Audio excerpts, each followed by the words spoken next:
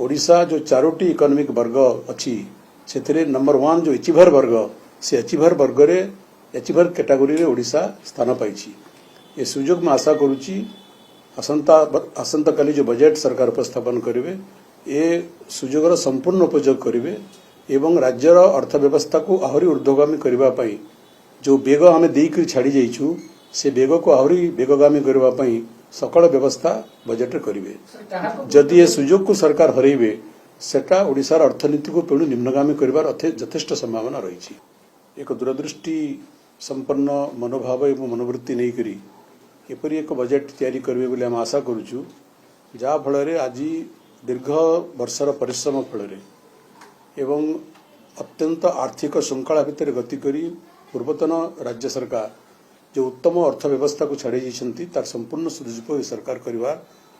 सुजोग को हाथहरा करेंगे नहीं एवं सेथिपाई आपण देखुथिबे जो इकोनॉमिक सर्वे रिपोर्ट गतकाली सरकार प्रकाश करिसंती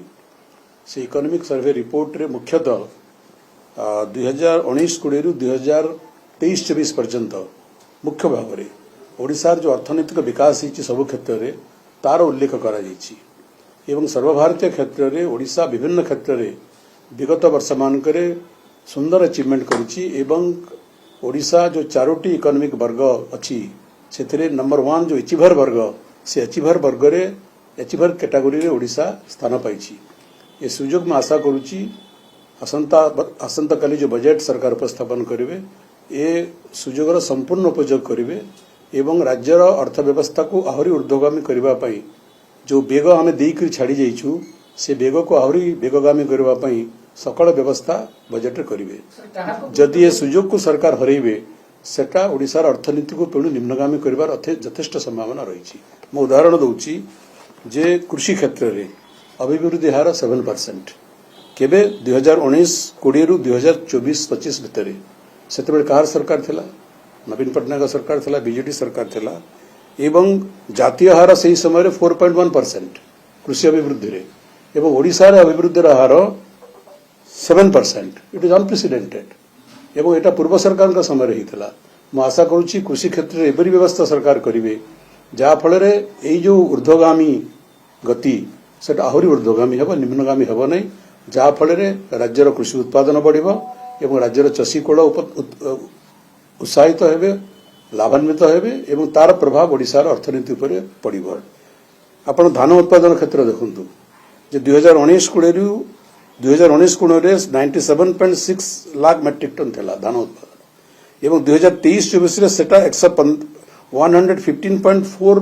पॉइंट को वृद्धि पाइला एटा मोर कथा न एटा इकोनॉमिक सर्वे रिपोर्ट जोटा गतकाली सरकार आगत से उल्लेख कर तेणु मोटामोटी भाव में कृषि क्षेत्र में उन्नति होती सी पीरियड मध्य बीजेडी सरकार समय आपंकर विभिन्न धान थारू पनीपरिया क्षेत्र में सब क्षेत्र में आपण माछ देखंतु पनीपरिया देखंतु दुग्धोत्पादन देखंतु से बीजेडी सरकार समय सबु क्षेत्र में उत्पादन वृद्धि पाई ओडिशार अर्थनीति को सबल एवं समृद्ध करिछि आपण खाद्य शस्य उत्पादन क्षेत्र में मोटामोटी देखिए 2019-20 मध्य 116 लाख मेट्रिक टन थिला खाद्य शस्य उत्पादन एवं 2023-24 ता 143 लाख मेट्रिक टन को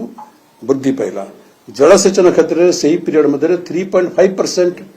जलसेचन क्षेत्र में उन्नति होती तेणु मैं आशा करी सरकार ये सबूर लाभ ने वर्तमान सरकार एवं एक ऊर्ध्वगामी बजेट को प्रस्तुत करेंगे जदि बजेट रे ए प्रकार मनोभाव सरकार न ग्रहण करती एवं तात्कालिक लाभ दृष्टि राजनीतिक लाभ दृष्टि केवल निष्पत्ति ग्रहण सरकार करती तार मोर बहुत आशंका अच्छी अनेक परिश्रम अनेक साधना एवं अनेक आर्थिक मितव्ययिता एवं आर्थिक श्रृंखला भितर गति करी गत 24 वर्ष भितर जो एक रुग्ण अर्थनीति को आम एक सुस्थ अर्थनीति परिणत करूँ तार लाभ ओडिशार जनसाधारण पाई परिबे नहीं।